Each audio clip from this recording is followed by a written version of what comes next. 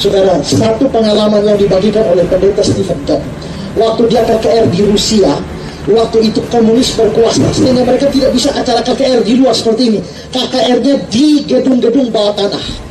Lalu orang Rusia hadir tidak ngerti bahasa Inggris. Stephen Kahn tidak tahu bahasa Rusia, hanya bisa bahasa Inggris. Nah, maka pakai penerjemah. Maka KKR hari pertama khotbah Inggris, translate Rusia. KKR kedua khotbah bahasa Inggris, translate Rusia.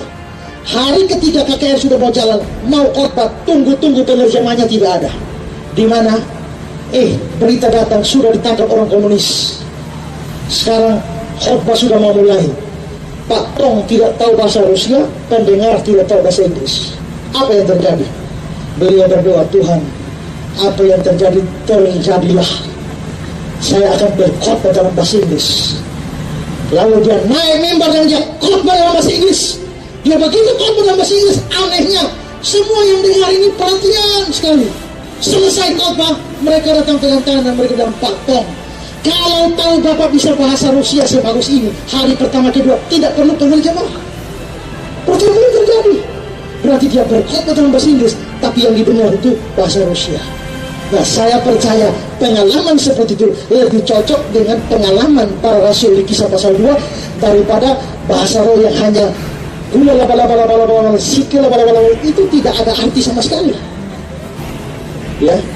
Nah, karena itu maka terlalu banyak penyimpangan bahasa roh termasuk di gereja-gereja. Jadi saudara, jangan ingat ya, saudara periksa daftar karunia seluruhnya. Karunia ini. Lihat seluruh daftar karunia. Dari semua daftar karunia, bahasa roh dan menafsirkan bahasa roh itu paling terakhir. Paling terakhir. Kenapa dua-dua paling terakhir? Karena karunia yang lain itu bisa lakukan sendiri. Dua karunia terakhir tidak bisa dilakukan sendiri-sendiri. Mengapa? Kalau karena karunia mengajar, saya bisa mengajar, tidak butuh yang lain. Kalau karunia beritakan Injil, saya bisa beritakan Injil, tidak perlu yang lain. Tapi bahasa roh tidak bisa dilakukan tanpa menafsirkan bahasa roh.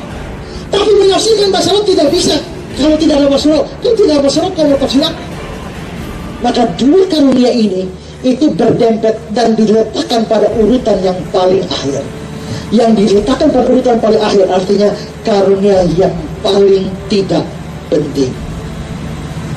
Jadi kalau saya punya karunia untuk berkhotbah dan mengajar, mau tukar dengan bahasa roh, minta maaf, saya tolak. Jadi kalau saudara tidak punya karunia bahasa roh, tak usah kecewa. Saudara tetap anak Tuhan. Lihat, mungkin saudara punya karunia yang lain. Kobarkanlah pelayanan saudara melalui karunia yang ada, daripada kepengen dengan karunia orang lain yang justru banyak bisa dipalsu oleh banyak orang. Ya.